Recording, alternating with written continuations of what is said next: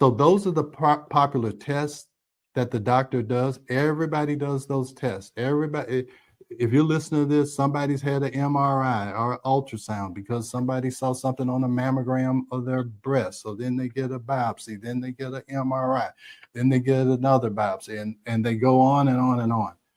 Because it's easy to do what other people do and hope that they thought it out. Why do you get those routine tests? Remember that see one, do one, teach one? Hey, that's what I saw my residents, my upper level residents, that's what they ordered. So I ordered the same thing. They ordered the MRIs and the CT scans, and I did the same thing. They wrote prescriptions. I wrote prescriptions. I thought that they thought it out. They were smarter than me. They were at a higher level than me. So, hey, you don't question authority. That's what I thought. But I don't think that anymore. And I don't want you to think that. You always question authority. All right? Now, this is the crux of this, okay? Is that you have all of those pills, but you really don't have a diagnosis. Because remember, all the tests, they're normal. Okay, so what do you have to do? Now you have to come up with a description of a disease, a disease that fits the description. Okay, so really, there's not a diagnosis. So let me just give you this example. All right, Rebel, you've heard of people having chronic fatigue, right? I have. And people probably tell you, hey, I have chronic fatigue, so I can't do this, I can't do that, I can't do this because I have chronic fatigue. So they fatigue. get an excuse not to try anymore, and they just get stuck in a rut. Yeah, so let me tell you how that gets diagnosed, because there's no real test for chronic fatigue. So here's how you diagnose this. A patient has to come in and say, hey, doc, I am just tired all the time, and I don't understand why. So the doctor listens to you for a while, and he says, well, hey, obviously you have chronic fatigue. Well, what does chronic mean? It means all the time. What does fatigue mean? Tired. So you tell the doctor you're tired all the time, and you know what he tells you? You're tired all the time, but he names it chronic fatigue. And you walk around saying, I have chronic fatigue. What you wanted to know was, why do I have chronic fatigue? So, Rebel, have you ever heard anybody say I have fibromyalgia? I have. You know what fibromyalgia means? Fibro. So let's say, here's how the patient has to come in to be diagnosed with fibromyalgia. The patient has to say, hey, doc, every muscle and joint in my body hurts. You say, okay, well, you know what fibro means? Fibro means fibrous tissue. That's what your joints are made out of. The MY is for muscle, okay? And the algia means pain. So you say, hey, every joint and muscle in my body hurts. And your doctor says every muscle and joint in your body hurts. Fibromyalgia, joints and muscles hurt. So, in other words, they're just giving you fancy names for what you just told them. Exactly. That's what I'm saying. You don't have a diagnosis, you have a description. So then you come in and you say, hey, doc, I'm depressed. And you know what they add to that? ION, and they say you have depression. Okay. So when you say you're depressed, you want to know, why am I depressed? Why does every muscle and joint in my body hurt? So then you come in and you say, hey, doc, I don't know what's wrong with me. I can't concentrate. I can't calm my brain down. Just everything. I can't pay attention to anything. And so what does deficit mean? It means you have a deficit in your attention. That's what you just told the doctor. I can't pay attention. And he says, okay, yeah, you have attention deficit. So then you say, all right, doc, I don't know what's going on with me. I get this constipation, and then I get this diarrhea, and then I bloat, and everything I eat seems to upset my stomach. And it just seems like my bowel is irritated all the time. It's just irritated. And everything irritates my stomach. Isn't that what irritable bowel means? Didn't you just say my stomach is, and they say you have irritable bowel, and people walk around and they say, I have irritable bowel, and they wear it like a badge of honor. And then if you come in Because and they you know say, what it is called now, or they have a better name for it. how many people have you heard say that they have these issues? I mean, I hear it. I was like, so that's why I'm talking about your self-image. And if you create that self-image, you're going to always have chronic fatigue. You're always going to have pain and your joints and muscles. You're always going to be depressed. You're always going to have a difficulty concentrating. But you're Your telling bowels, yourself this, and you got exactly. recognition from a doctor. So now you're telling yourself this, your doctor's telling you this, so you tell yourself more. How many times has a doctor just added these things? Like, okay, well, I got this, this, and this. Okay, well, you fit in this pile. I got this, this, and this. Well, you fit in that pile. And you walk out thinking that you had some benefit. You didn't get any benefit. And you're always going to be stuck in that rut. And you're always going to be going from doctor to doctor. You're going to tell them that you have chronic fatigue.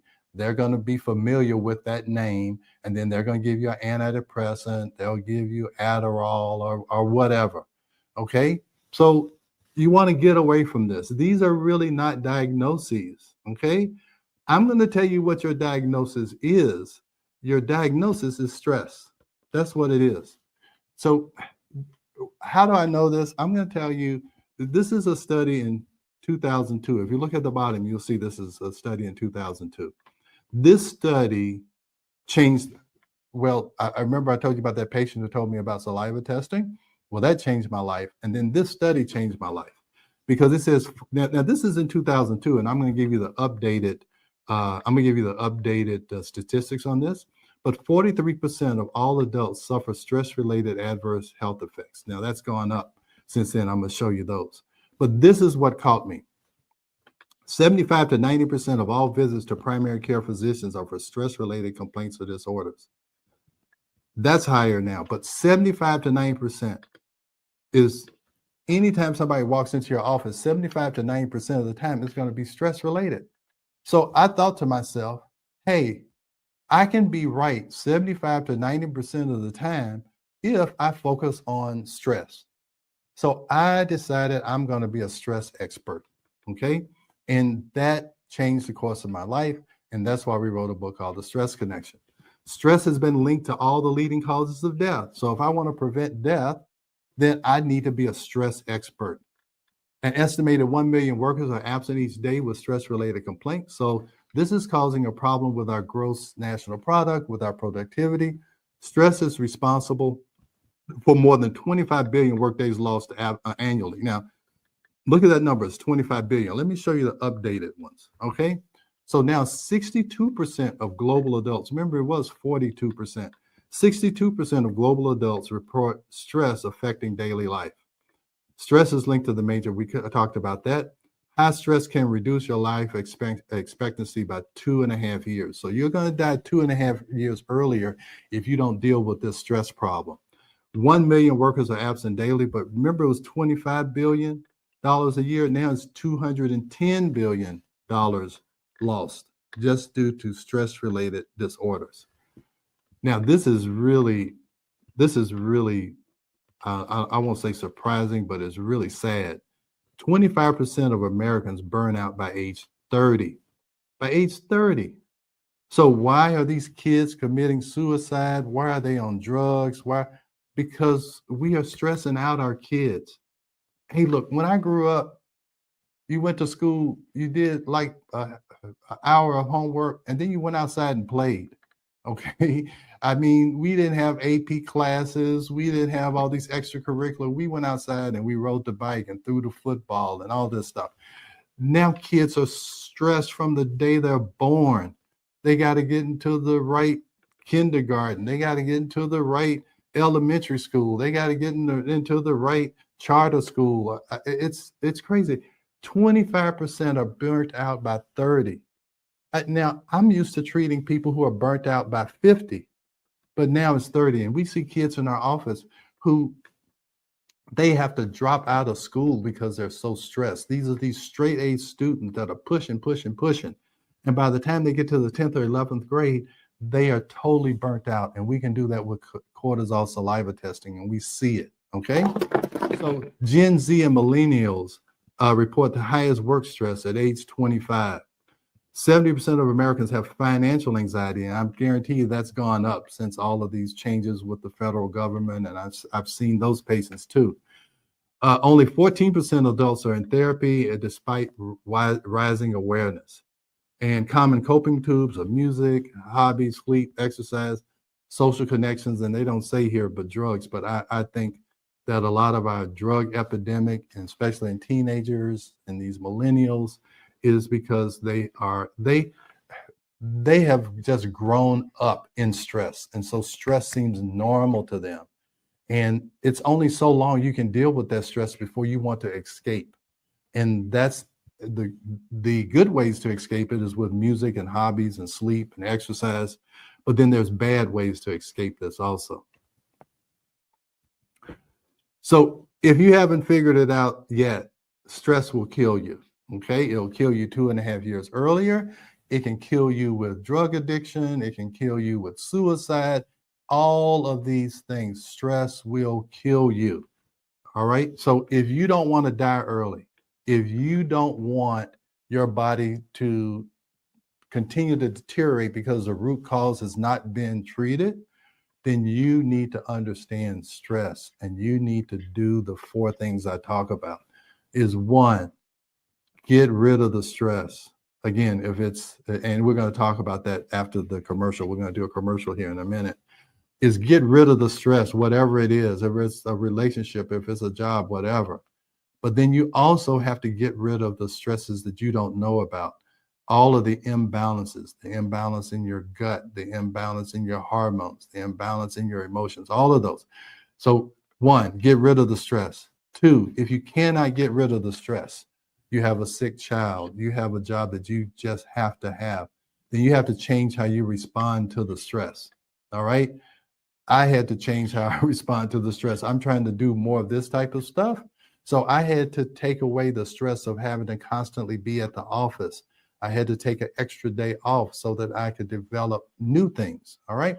So then the third thing you want to do is you want to repair the damage caused by the stress.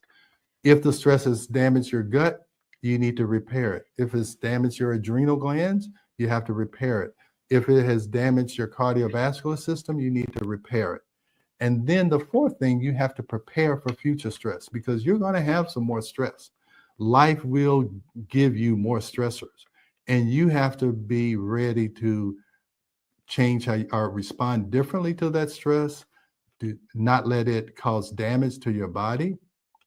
And you have to be prepared to handle that stress. All right. So So let's you go need to better coping mechanisms? Yeah, you need better coping mechanisms. And what I didn't understand in the past is that meditation is the key to changing your coping mechanism.